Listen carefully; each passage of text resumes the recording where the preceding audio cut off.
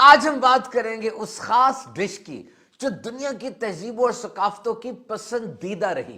کسی بھی خطے میں چلے جائیں, وہاں کے ہوٹل کا مینیو دیکھیں, سب سے اوپر یہ نظر آئے گی آپ کو مختلف ورائٹیز کے ساتھ, اور یہ ہے میری آپ کی ہم سب کی فیورٹ سوپ, جسے عالمی غذا کا درجہ حاصل ہے. اگر سوپ کی ہسٹری کو پڑھا جائے تو ہر خطے کی اپنی الگ داستان ہے, اور سب کا دعویٰ یہ ہے کہ ہم نے یہ سوپ ایجاد کیا ہے.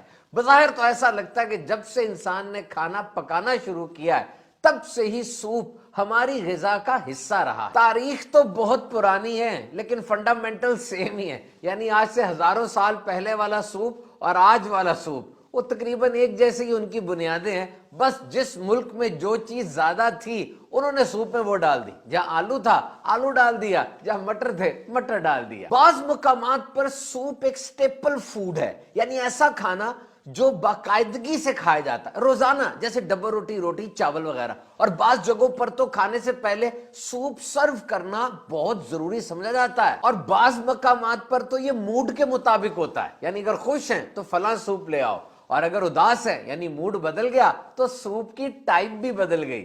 بارش ہو رہی ہے وہ فلاں سوپ چلے گا آج تو. دنیا میں سوپس کی کتنی ٹائپس ہیں, کتنی قسم کے, کوئی حساب نہیں ہے.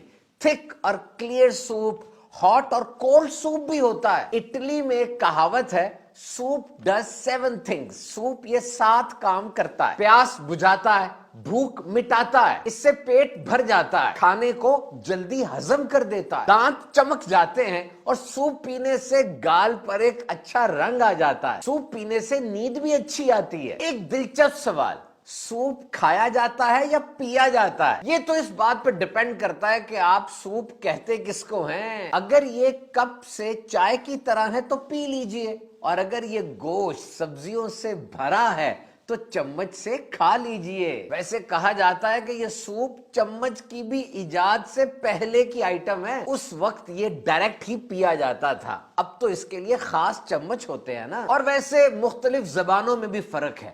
کچھ جگہوں پر سوپ کے لیے ایٹنگ کا, کھانے کا لفظ استعمال ہوتا ہے, اور کچھ زبانوں میں ڈرنکنگ کا لفظ استعمال ہوتا ہے. اچھا, کیا آپ جانتے ہیں کہ یہ لفظ ریسٹورنٹ, یہ ہوٹل ریسٹورنٹ, یہ کہاں سے آیا؟ یہ اٹالین زبان کا لفظ ہے ریسٹورارے, جس کا مطلب ہے ریسٹور, ریفریش, رینیو, یعنی طاقت کو بحال کرنا. یعنی ریسٹورنٹ ایک ایسی جگہ ہے جہاں آپ کی طاقت کو بحال کیا جاتا ہے, آپ کو ری انرجائز کیا جاتا ہے. اور آپ یہ سن کے حیران ہوں گے کہ دنیا کا جو پہلا ریسٹورنٹ بنا تھا, اس جگہ جو پہلی ڈش دی گئی طاقت کو بحال کرنے کے لیے, وہ یہی سوپ تھا. تو بیمار ہو یا صحت مند, مسافر ہو یا مقیم, بوڑھا ہو یا جوان, سب کا پسندیدہ ہے یہ سوپ, اور بہت ہی فائدہ مند ہے. اور ویسے آپ چاہیں تو مہنگے انگریڈینٹس یعنی مہنگے اجزاء ڈال کر سوپ بنا لیں, اور یا تو کچن میں جو کچھ بچا کچا ہے وہ ڈالیں اور سوپ بنا لیں. دونوں طریقے سے چلتا ہے. سوپ کی کوالٹی کا کیسے پتا چلے گا؟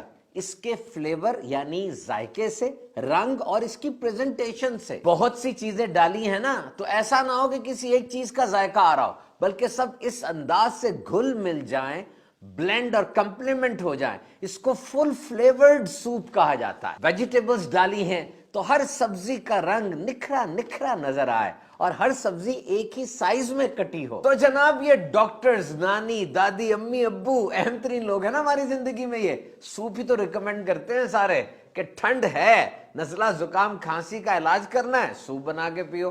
بیماری سے اٹھے ہو, کمزوری ہے, سوپ پیو. تو سوپ پیجئے نا. اور سوپ سردیوں میں یعنی ونٹر سیزن میں ہی زیادہ ہوتا ہے, اس لیے کہ گرم ہوتا ہے, اور جو چیزیں اس میں ڈلتی ہیں وہ عام طور پہ سردیوں میں ہی ہوتی ہیں. نزلہ زکام اور دیگر بہت سی بیماریوں کے خلاف اس میں میڈیسنل پراپرٹیز ہیں, یعنی دوائی کی طرح کام کرتا ہے. تو ناظرین, خوب سردیوں میں گرمیوں میں سوپ پیجئے اور صحت مند رہیے.